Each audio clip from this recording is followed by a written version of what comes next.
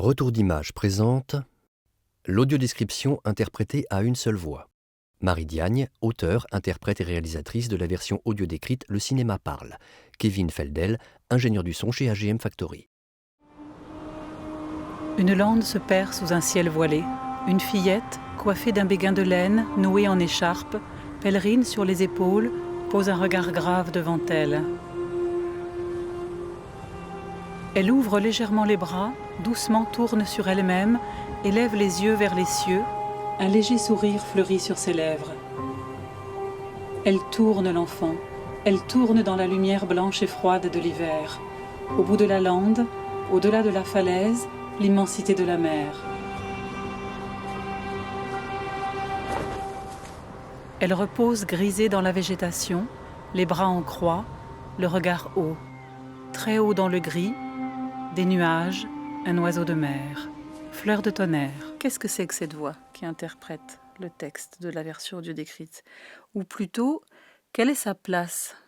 Quand on discute avec un spectateur déficient visuel et qu'on lui demande pourquoi il va au cinéma, il va te répondre, comme quelqu'un qui voit, pour éprouver des émotions de cinéma. Ce qu'il tient à préserver, c'est sa relation très directe avec le film.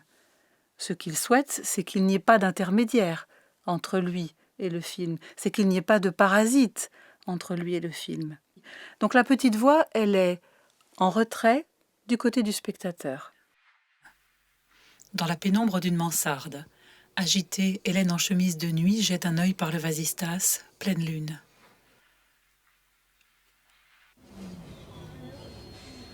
Elle se recroqueville dans son lit.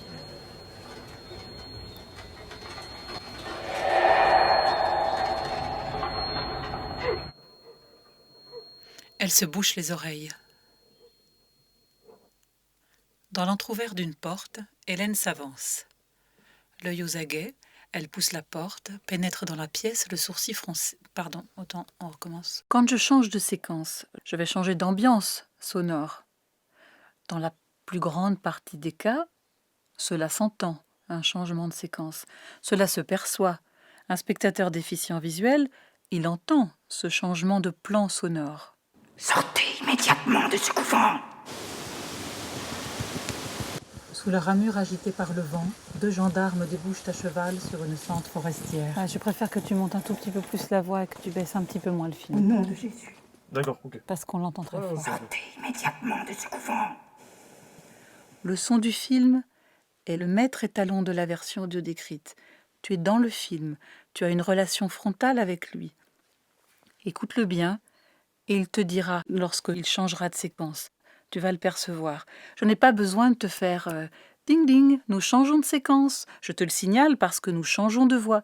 Nous basculons d'une voix féminine vers une voix masculine. Le spectateur l'entend, il bascule seul, il est tiré par le son du film, il reste à l'intérieur du film et puis la petite voix continue son travail de description. Donc il n'est pas nécessaire de mettre 2 voix. Non seulement il n'est pas nécessaire, mais il ne faut pas le faire.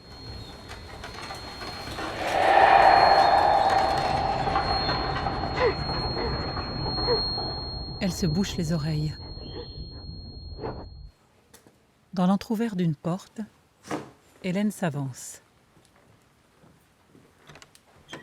Maintenant, comment est-ce qu'on s'y retrouve quand il n'y a pas de changement sonore immédiatement perceptible ou quand, par exemple, une bande musique passe d'une séquence à une autre, couvrant le changement d'ambiance sonore. Hélène longe une rivière dans le fond d'un vallon.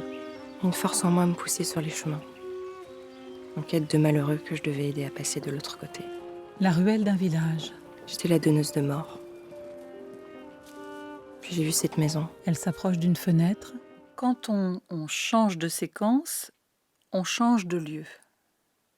Donc l'une des premières choses qu'il va falloir repérer, qui se joue à l'image, si ça ne se joue pas au son, c'est qu'y a-t-il dans la bande image que la bande son ne me permet pas de percevoir.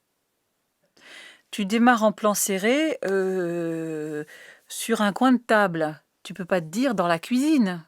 Je peux pas me permettre de dire ça, je la vois pas moi la cuisine. Donc comment je fais dans ces cas-là pour faire comprendre qu'on a changé de séquence? C'est pas audible au son et c'est même pas visible à l'image. Mais moi je sais qu'on a changé de séquence. Mais dans ces cas-là, je me pose la question, qu'est-ce qui fait que moi je sais qu'on a changé de séquence? Eh bien je le sais pas tout de suite. Je le sais plus tard. Ça arrive très souvent, ça. Tu passes à une autre séquence et tu te retrouves en plan serré sur un personnage, mais tu sais pas où t'es. Donc, tu décris ton plan serré parce que c'est ce que tu vois, parce que c'est ce que le réalisateur a voulu faire. Et puis, le plan suivant, il se trouve que le cadre s'élargit, et puis tu la vois, ta cuisine, là. Donc, tu la dis, tu la donnes à ce moment-là. Ils se font face. Sur le mur de la chapelle, derrière l'ouvrier de la mort, se découpe la croix chrétienne. Une main d'enfant remue une soupe à l'aide d'une cuillère de bois. En sort 3 baies noires. Tu aimes la soupe, Émilie? Oui, Madame Gégado. Ça me fait plaisir de t'avoir à la maison. C'est pas souvent. Oui, Madame. C'est une bonne idée qu'elle a eue, la petite. Faudra revenir. Madame Gégado saisit vivement la cuillère et vérifie le reste de soupe. Hélène lève un regard de défi. Sa mère essuie avec attention la main d'Émilie. En face, Hélène détourne brièvement les yeux. Sa mère prend le bol, ramasse les baies avec un torchon. Elle vide le tout dans le feu de cheminée. Dans le changement de séquence, il faut accepter le jeu du projet de cinéma, le jeu de l'intention du réalisateur. Ça n'est pas un systématisme. Ça n'est pas parce que je change de séquence que je vois le changement de lieu et que je dis dans la cuisine, sur la plage, dans la chambre, sous la mansarde. Non. Si tu le vois, tu le dis. Mais tu dis ce que tu vois. Tu ne vas pas dire ce que tu vois pas. Remerciements AGM Factory, Sophie Dulac Distribution, extrait de Fleur de tonnerre de Stéphanie Pilonca-Kerverne, JPG Film. Réalisation Diane Maroger. Images Charles Alvarez. Son Éric Bouillon. Montage Diane Maroger et Catherine Stragan. Mixage Novelcast. Sous-titres Le Jolimet. Produit avec les soutiens du ministère de la Culture et du CNC. Retour d'image.